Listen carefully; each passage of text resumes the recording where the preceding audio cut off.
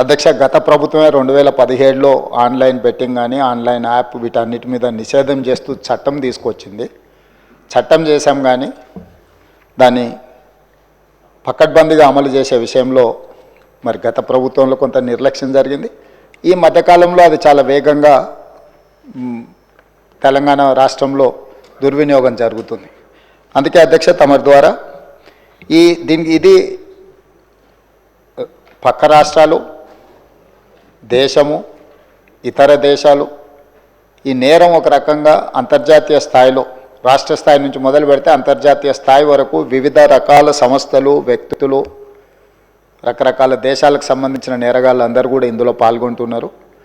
ఇది ఏదో టెంపరీగా ఒక పోలీస్ స్టేషన్లోనో లేకపోతే ఒక పరిధిలో మనం విచారణ చేస్తే దీనికి ఈ సమస్యకు సమూలమైన పరిష్కారం కనుగొనే పరిస్థితి లేదు. కాబట్టి ఈ ఆన్లైన్ బెట్టింగ్ కానీ ఆన్లైన్ ఈ యాప్లు కానీ లేకపోతే ఆన్లైన్ రమ్మీ లాంటి గేములు డిజిటల్లీ ఈ గేమింగ్ ఏదైతే జరుగుతుందో, ప్రధానంగా బెట్టింగ్ ఏదైతే జరుగుతుందో దీని పట్ల రాష్ట్ర ప్రభుత్వము అప్రమత్తంగా ఉండాలి, కఠినంగా వ్యవహరించాలని నిర్ణయం తీసుకున్నది. అధ్యక్ష, నేను ఎవరి మీద ఆరోపణలు లేకపోతే ఎవరు ఏ పరిస్థితిలో వీటిని ప్రత్యక్షంగా పరోక్షంగా అనుమతించారు, ప్రోత్సహించారు, ఎక్కువ వివరాల దగ్గర నేను వెళ్ళదలుచుకోలేదు.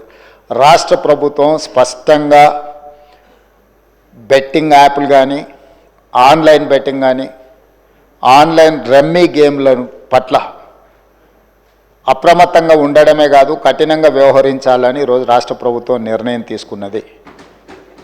దీన్ని నిరోధించడానికి, నిషేధించడానికి అవసరమైన చర్యలు తీసుకోవడానికి ఒక స్పెషల్ ఇన్వెస్టిగేషన్ టీం, వీలైతే సిబిసిఐడి కానీ లేకపోతే అధికారులతో సమీక్ష చేసిన తర్వాత ఒక స్పెషల్ ఇన్వెస్టిగేషన్ టీంని వేసి కఠినంగా వ్యవహరించాలని చెప్పి ఈరోజు రాష్ట్ర ప్రభుత్వం నిర్ణయం తీసుకున్నది. అధ్యక్ష, అదేవిధంగా గతంలో చేసిన చట్టంలో దీంట్లో ప్రధానంగా 2 సంవత్సరాల కంటే మించి శిక్ష కూడా లేదు. రేపు వచ్చే సమావేశాలలో ఈ ఆన్లైన్ బెట్టింగ్ నిర్వాహకులకనే కాదు, ఆడేవాళ్లను, బాధితులను, అదేవిధంగా ఈ ఆన్లైన్ అడ్డగోలుగా నిర్వహిస్తున్న వాళ్ళ పట్ల శిక్షను కూడా పెంచడానికి అవసరమైన చట్టాలను కూడా అవసరమైతే మనం సవరించుకోవాల్సిన అవసరం ఉన్నది. అధ్యక్ష, ఎందుకంటే శిక్ష కఠినంగా ఉంటుంది, ఎక్కువ కాలం ఉంటుంది అని ఎప్పుడైతే తెలుస్తుందో నేరం అనేది తగ్గుతుంది. కాబట్టి దీనికి సంబంధించి పూర్తి స్థాయిలో ప్రభుత్వం చర్యలు తీసుకోవాలని, అదేవిధంగా గుట్కా ఇట్లాంటివి కూడా నిషేధిత పదార్థాలను కూడా ఈరోజు మార్కెట్లో బాగా సరఫరా జరుగుతున్నట్టు మా దృష్టికి వచ్చింది. అధ్యక్ష, వీటి పట్ల కూడా మేము అప్రమత్తంగా ఉండాలని ప్రభుత్వం నిర్ణయం తీసుకున్నది. అందుకే ఆన్లైన్ బెట్టింగ్, ఆన్లైన్ యాప్లు, అదేవిధంగా ఆన్లైన్ రమ్మీ ఈరోజు నిన్న మీరు టీవీలలో, పేపర్లలో పోలీసులు కేసులు నమోదు చేసి వాటికి ప్రచారం కల్పించిన వాళ్ళను పిలిచి పోలీస్ స్టేషన్లలో విచారించడం జరిగింది. వాటికి ప్రచారం కల్పించే వాళ్ళను పోలీస్ స్టేషన్లో పిలిచి వాళ్ళను విచారించడం ద్వారా ఈ సమస్యకు పరిష్కారము శాశ్వతంగా దొరకదు. వీటిని నిర్వహించే వాళ్ళు, వీటిని ప్రమోట్ చేసేవాళ్ళు, చివరికి ఈ యాప్ల ద్వారా లబ్ధి పొందుతున్న వాళ్ళను వీళ్ళందరినీ పూర్తి స్థాయిలో విచారించి కఠినమైన చర్యలు తీసుకున్నప్పుడే ఈ సమస్యకు పరిష్కారం దొరుకుతుంది. అధ్యక్ష, అందుకే దీన్ని పూర్తి స్థాయిలో విచారించాలంటే పక్క రాష్ట్రాలు, పక్క దేశాలలో కూడా విచారణ చేయాల్సిన పరిస్థితులు ఉంటాయి. అందుకే పూర్తి స్థాయిలో అన్ని అధికారాలు కట్టబెట్టే విధంగా ఒక స్పెషల్ ఇన్వెస్టిగేషన్ టీం ఏర్పాటు చేసి ఈ రాష్ట్ర ప్రభుత్వం వాళ్ళ మీద పూర్తి స్థాయిలో చర్యలు తీసుకోవాలని నిర్ణయం తీసుకున్నారు. తమ ద్వారా ఈ సభకు, సభ్యులందరికీ, తెలంగాణ సమాజానికి ఒక స్పష్టమైన ప్రభుత్వ విధానాన్ని మేము పంపించదలుచుకున్నాము.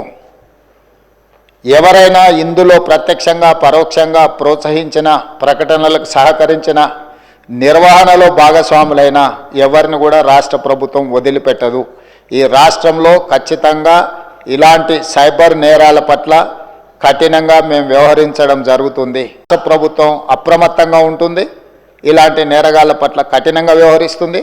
ఈ సభ ద్వారా సభ్యులందరికీ నేను ఈ ప్రకటన ద్వారా ఒకే మాట చెప్పదలుచుకున్న, స్పెషల్ ఇన్వెస్టిగేషన్ టీంను ఏర్పాటు చేస్తున్నాము. తద్వారా అందరినీ కఠినంగా అణచివేయడమే కాకుండా చర్యలు తీసుకుంటామని తమ ద్వారా తెలియజేయదలుచుకున్న. అధ్యక్ష, అదేవిధంగా అధ్యక్ష, శాంతి భద్రతల మీద చాలాసార్లు మాట్లాడుతున్నారు, చాలా విషయాలు మాట్లాడుతున్నారు. నేను ఎక్కువ విషయాలు చెప్పదలుచుకోలేదు, కానీ గత ప్రభుత్వంలో కొన్ని దారుణమైన సంఘటనలు జరిగినప్పుడు తీసుకున్న చర్యలు, వాటి వివరాలు ఇవన్నీ కూడా ఈ సభలో చర్చిద్దామంటే మాకేం అభ్యంతరం లేదు అధ్యక్ష.